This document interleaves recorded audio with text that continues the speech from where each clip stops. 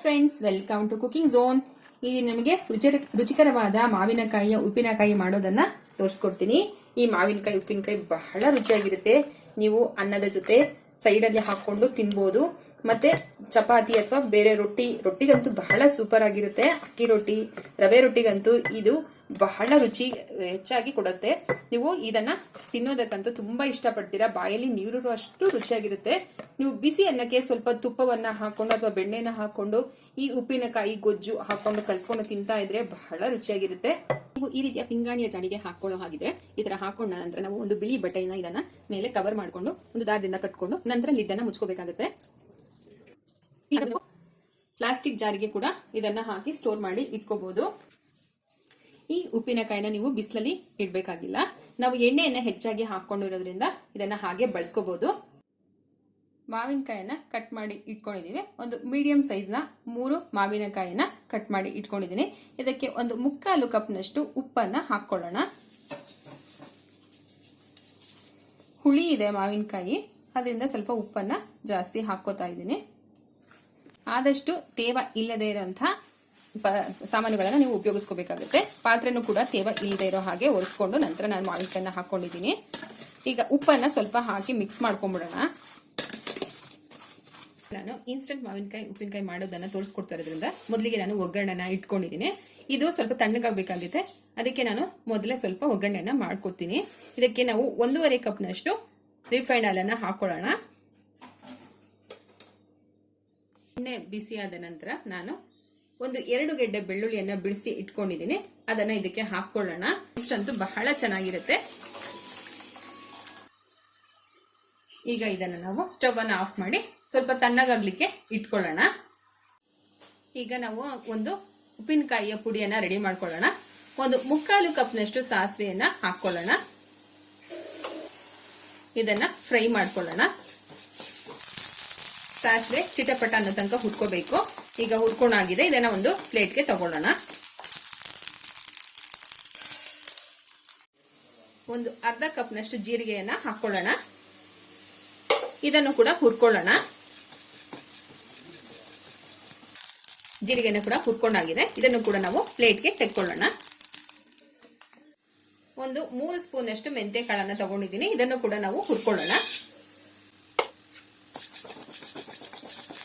ಮೆಂತ್ಯ ಕಾಳನ್ನ ಹುರ್ಕೊಂಡಾಗಿದೆ. ಇದನ್ನು ಕೂಡ ನಾವು ಪ್ಲೇಟ್ಗೆ ತೆಕ್ಕೊಳ್ಳೋಣ.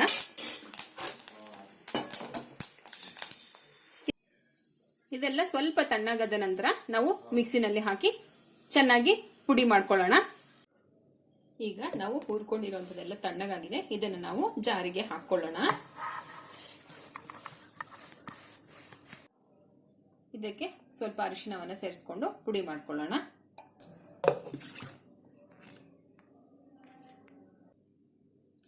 ಇದನ್ನ ಸಾಧ್ಯವಾದಷ್ಟು ನುಣ್ಣಗೆ ಪುಡಿ ಮಾಡಿ ಇಟ್ಕೋಬೇಕು. ಈಗ ನಾವು ಹುರಿದಿರುವಂತದನ್ನೆಲ್ಲ ನುಣ್ಣಗೆ ಪುಡಿ ಮಾಡಿ ಇಟ್ಕೊಂಡಿದೀವಿ. ಈಗ ನಾವು ಉಪ್ಪು ಹಾಕಿ ಇಟ್ಕೊಂಡಿರುವಂತಹ ಮಾವಿನಕಾಯಿ ಹೋಳುಗಳಿಗೆ ಖಾರದ ಪುಡಿಯನ್ನ ಹಾಕೊಳ್ಳೋಣ. 2 ಸ್ಪೂನ್ ಅಚ್ಚ ಖಾರದ ಪುಡಿಯನ್ನ ಹಾಕೋತಾ ಇದ್ದೀನಿ.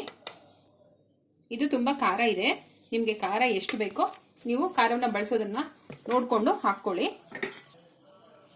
ನಾವು ಮಾಡಿರುವಂತಹ ಪುಡಿಯನ್ನ ನಾನು ಒಂದು ಕಪ್ನಲ್ಲಿ ಅಳತೆ ತಗೊಂಡಿದ್ದಲ್ಲ ಅದೇ ಕಪ್ನಲ್ಲಿ ತಗೊಂಡಿದ್ದೀನಿ. ಇದನ್ನ ಕೂಡ ನಾವು ಇದಕ್ಕೆ ಹಾಕೊಳ್ಳೋಣ. ಇದನ್ನೆಲ್ಲ ನಾವು ಒಮ್ಮೆ ಚೆನ್ನಾಗಿ ಮಿಕ್ಸ್ ಮಾಡ್ಕೊಳ್ಳೋಣ. ಮಿಕ್ಕ ಪುಡಿ ಕೂಡ ನಾನು ಇದಕ್ಕೆ ಹಾಕೋತಾ ಇದ್ದೀನಿ. ಒಮ್ಮೆ ಎಲ್ಲಾನು ಕಲಸಿದ್ದೀನಿ. ಇನ್ನೂ ಸ್ವಲ್ಪ ಹಿಡಿಸುತ್ತೆ ಅನ್ಸ್ತು, ಅದಕ್ಕೋಸ್ಕರ ನಾನು ಮಾಡಿರುವಂತಹ ಎಲ್ಲಾ ಪುಡಿಯನ್ನ ಇದಕ್ಕೆ ಹಾಕೋತಾ ಇದ್ದೀನಿ. ಎಲ್ಲ ಸರಿ 1.5 ಕಪ್ನಷ್ಟು ಆಗಿತ್ತು ಪೌಡ್ರು. ಇದನ್ನು ಕೂಡ ನಾನು ಹಾಕೊಂಡು ಮಿಕ್ಸ್ ಮಾಡ್ಕೋತೀನಿ. ಎಲ್ಲವನ್ನ ಮತ್ತೊಮ್ಮೆ ಮಿಕ್ಸ್ ಮಾಡ್ಕೊಳ್ಳೋಣ.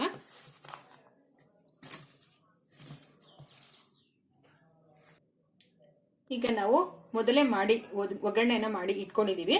ಇದನ್ನ ಕೂಡ ಇದಕ್ಕೆ ಸೇರಿಸ್ಕೊಳ್ಳೋಣ. ನಾನು ನಿಮಗೆ ಮೊದಲೇ ಸಿಪ್ಪೆ ಸಮೇತ ಕೂಡ ಹಾಕೋಬಹುದು ಬೆಳ್ಳುಳ್ಳಿಯನ್ನ ಅಂತ ಹೇಳಿದ್ದೆ. ಆದ್ರೆ ನೀವು ಸಿಪ್ಪೆ ಸಮೇತ ಹಾಕೊಳ್ಳೋದಾಗಿದ್ರೆ ಬೆಳ್ಳುಳ್ಳಿಯನ್ನ ಚೆನ್ನಾಗಿ ಜಜ್ಬಿಟ್ಟು ಹಾಕೊಳ್ಳಿ. ಎಣ್ಣೆನಲ್ಲಿ ಹಾಕಿದಾಗ ಕೆಲವೊಮ್ಮೆ ಸಿಡಿಯೋ ಅವಕಾಶ ಇರುತ್ತೆ. ಇದನ್ನು ಕೂಡ ನಾವು ಚೆನ್ನಾಗಿ ಮಿಕ್ಸ್ ಮಾಡ್ಕೊಳ್ಳೋಣ.